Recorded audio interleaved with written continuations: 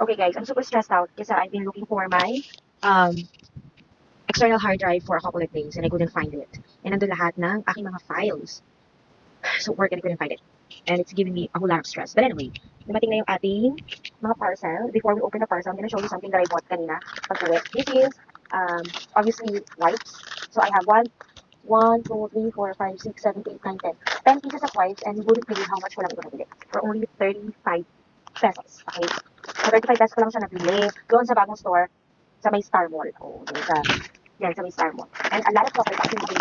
Mga chocolates, KitKat, Twix ba yun, and then yung mga Toblerone, and then ang kulay yun. And then very cheap lang din yung mga products doon. So we're gonna try this one. So di ba, for halagang 35 pesos, you have your, you have your cutie, very handy, and travel size na white. Okay. So parang, hindi ko lang bet yung amoy niya. Parang meron siyang, parang natin bet yung amoy niya. Okay na, di ba? So only, lang siya, 35 pesos. So I'll remove my makeup. Later, gagamit tayo ng Garnier na micellar water. And then, we're gonna wash our face. Pag sinipag ako, mag-apply ako ng cream. Pero pag sinipag lang ako, so probably hindi ako sipagin, baka hindi ako maglagay. But anyway, so we're done with the whites. Teka, laksan natin yung ilaw. And then, we're gonna go with the parcel that I received from Shopee. Nagalaw ko order sa Lazada. Ito, this one. Kasi, napansin ko na sila yung aming,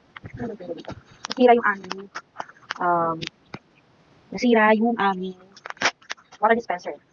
Kung lang naman, yung pinaka-faucet nila. So, bumili lang ako ng water dispenser from Shopee.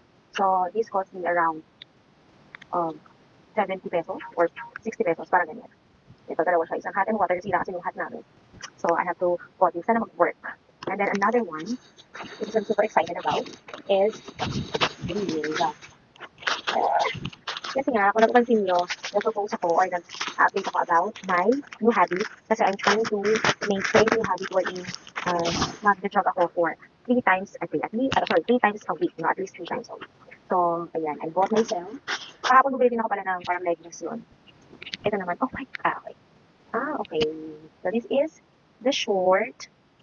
This one is very cheap. Ano lang ito, nasa 180 something. Pair nyo na siya, diba? Oh, you see? I ordered XL. 2XL nga ata in-order ko, parang ganun. Tama, 2XL. Ang laki pala. Kasi nakalagay doon yung may timbang mo. So, in-order ko. Ang laki. Dapat lang kinuha ko lang ay large or XL. But anyways, this is a terno. So, this is the top. And then this one naman is the short. So, I'll be showing you guys kapag sinuot ko na to. So, ayan yung ating Shopee unboxing.